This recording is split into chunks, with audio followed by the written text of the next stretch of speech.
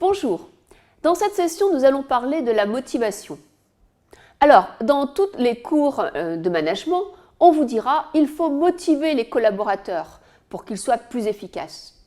Et pourtant, il y a une semaine, dans un colloque, je discutais avec un DRH et il me disait exactement le contraire.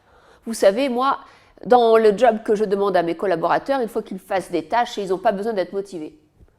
J'étais très surprise d'entendre ces propos et en même temps, je me disais on est très loin du modèle idéaliste des discours managériaux. Et en réfléchissant, en fait, son point de vue était très court-termiste. Parce que si vous ne motivez pas les personnes, vous allez avoir de la démotivation. Et c'est cette démotivation qui entraînera des arrêts maladie, des conflits sociaux et des problèmes de santé ou autres. Donc, à court terme, on peut avoir cette posture. Mais dans le temps, la motivation est la deuxième responsabilité du manager. Je vais vous raconter maintenant une histoire. L'histoire de HCL, qui est la 5e multinationale indienne dans le service IT.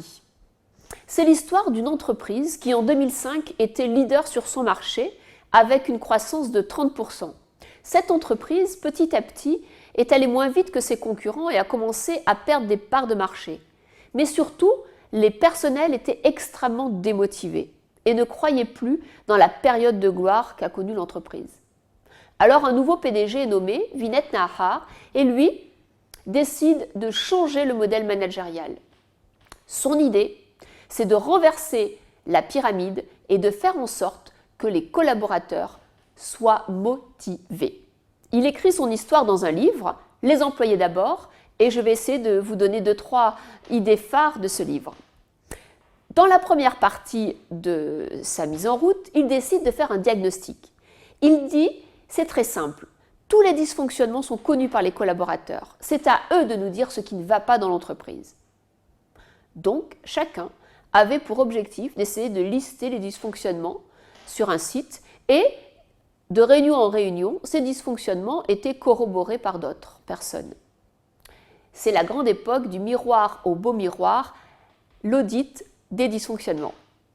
La deuxième étape a été l'idée de construire la confiance entre la direction et les collaborateurs. Alors le PDG a décidé que chacun pouvait mettre sur un forum une question qu'il destinait à un service, au PDG lui-même, à un fonctionnel, à un manager, et que cette question devait avoir une réponse dans un temps délimité.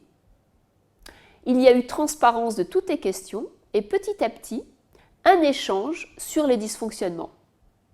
Autre initiative, chacun pouvait proposer des solutions dans des dossiers mis sur un système informatique et essayer d'avoir l'avis, anonyme ou pas, des managers sur ces solutions.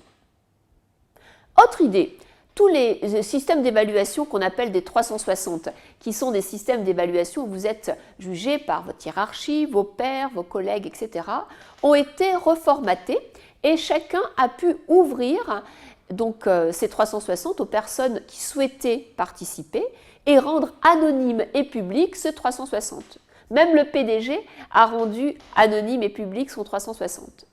Si bien que petit à petit, les gens n'ont plus été évalués sur leur performance, mais sur leur zone d'influence. Tous ces outils mis en place ont créé un climat de confiance dans l'entreprise et ont permis d'asseoir la grande idée de Vinay Nahar, inverser la pyramide. Son idée a été tellement loin que lui-même a redéfini son propre rôle de PDG pour essayer d'enlever le pouvoir de la direction, des managers et de le transférer là où la valeur ajoutée se faisait, à ceux qui travaillent au plus près des clients. Cette histoire et cette innovation managériale a été récompensée aux États-Unis et aujourd'hui, cette entreprise est dans le top employeur à la fois en Asie et au Royaume-Uni. Que devons-nous retenir? Eh bien, la motivation est un système de management. Et quel que soit le secteur d'activité où vous êtes, que ce soit les nouvelles technologies, que ce soit l'industrie, que ce soit le service, motiver les collaborateurs vous permettra à la fois d'avoir des conditions de travail beaucoup plus bienveillantes et surtout des personnes engagées. Et là, vous pourrez faire de votre entreprise un très joli joyau.